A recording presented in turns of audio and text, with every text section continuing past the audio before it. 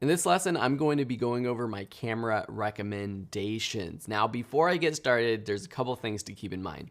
One is, like I mentioned earlier, camera manufacturers are coming out with new models of cameras at all times. So by the time I launch this course and by the time that you're watching this video, there's probably going to be new models and new versions of all the cameras that I recommend. But typically, these camera manufacturers all have like a certain line of camera and they're all very similar. So for example, you might have the basic entry-level DSLR camera for Canon, and they come out with a new version of that camera every 3 or 4 years. Whatever sort of model you have, just look and see if there's a newer version before you purchase and when you're looking at the specific models. The next thing is that you might be asking what camera brand is going to be best for you. And I honestly believe that any brand is going to have a great camera for video production for YouTube. There are some specific things that you need to consider, and it's going to make some cameras better than others. Those things include the resolution option. So if you can shoot in 4K or just in regular 1080p, in the future, this might be outdated and everyone's shooting 4K, but right now, not everyone is. So some people might be shooting 8K in the future. Who knows where it's going to go? And the option similar to that usually comes with options for recording in slow motion. So if you're shooting sports, action, more creative films, you might want those options as well. Another thing is if it has a flip out screen that articulates and rotates towards the person in front of the camera. This is important for vlog style or talking head video if you're speaking to the camera directly. Autofocus, another big thing if you are doing vlog style videos, especially if you don't have that rotating screen, but even so, it's really hard to see if you're perfectly in focus when you are doing sort of a vlog style video. And so having great autofocus is a great idea. Microphone inputs. Most cameras will have a microphone input so that you can plug in an external microphone that gets better audio. But some cameras don't. Sometimes you need an adapter, or even for like a phone, for example, not all microphones will work plugging directly into the mic jack that is in this phone. So that's one thing to consider as well. Size and weight. So are you going to be traveling? Is it just going to be static in a studio? This is something to consider. And then the cost of lenses and accessories. So this is sort of another sort of thing about brands. So if you already have a Canon camera and a bunch of Canon lenses, for example, and you're thinking about upgrading, it might not be worth it to switch over to Sony, for example, because you're going to have to repurchase the lenses that you want or you need for your video. So there's lots of things to consider with purchasing a camera, and at the end of the day, I truly believe any camera is going to be great. We're going to be going over the budget sort of style of camera. We're going to be moving up into more of a hobbyist, which is sort of a mid-range camera, and then more into the professional grade. So let's get started and jump right into, I'm going to be using BH Photo Video, which is the store that I purchased my gear from. You can purchase this all from Amazon, all sorts of places. The very first camera I would recommend you looking at using is your smartphone. If you have a modern smartphone, it probably shoots great HD or even 4K quality video. You can do selfie mode so that you can see yourself, great for vlogging, and you can even plug in some types of external microphones to get better audio. If you want to take it to the next level, if you're more at sort of a desk setup, and you're doing talking head videos or you're doing screencast videos and you want video as well, if you're doing live streaming, using a webcam is a great option. So the webcams that I've used in the past include the Logitech C920 Pro camera. It's only $50 now. I think I bought it several years ago, 5-10 years ago, and it was $75, but it still shoots great high quality HD footage. And while you might be saying, well, I want a camera that can shoot 4K video, if you're doing webcam footage, this will also depend on if your computer can even record 4K video from a webcam, which not many can. And then also, if you are doing something like live streaming, can your internet speed handle 4K footage? So that's just something to consider. There is a 4K camera from Logitech that a lot of people do recommend, the Logitech Brio webcam. So I would recommend either of these, the C920 or the Brio. So that's the webcam that I would recommend. Taking it a step up, I think having a mirrorless or a DSLR camera is your next level for improving your video quality. What does that mean? Well, a DSLR and mirrorless camera are cameras that have interchangeable lenses, meaning you can take the lens off, switch it for another lens, and that really allows you to be more creative with your footage. It also will have that more film-like aesthetic, which a lot of people like. It allows you to get those blurry backgrounds, that shallow depth of field. These are things that a lot of filmmakers are striving for, and even just 10 years ago was really hard to do on a low budget, but now anybody with a DSLR or mirrorless camera can get that with whatever they're shooting on.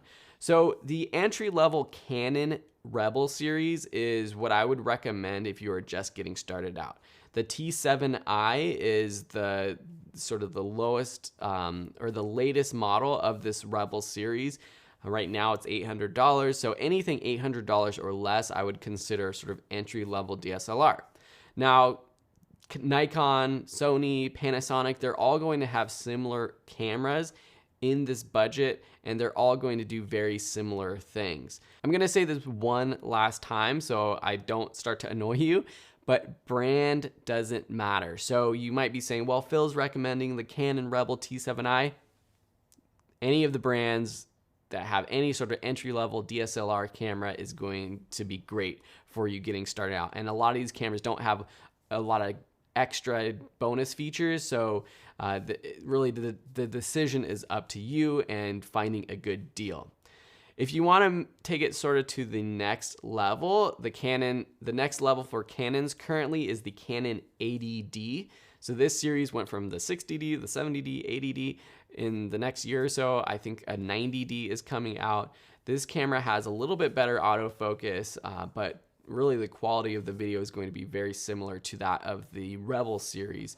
But this is a very popular camera for YouTubers. Now, another camera that I would recommend that a lot of YouTubers use, which is great for beginners, is the Panasonic G7. This is a 4K camera, and Panasonic is really great for video creators.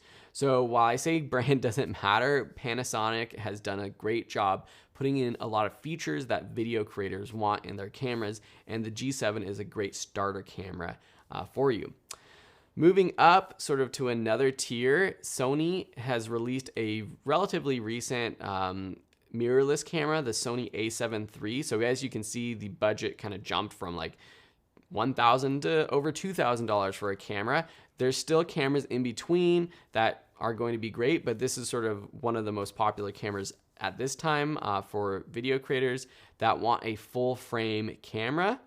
I'm not going to go into all these details because I actually have a course called the Video Production Bootcamp where we go over all of the basics of video production if you're interested in. This class is more meant to just give you the recommendations, but basically a full frame camera has a bigger sensor, and that bigger sensor will generally provide higher quality video, especially in low light situations.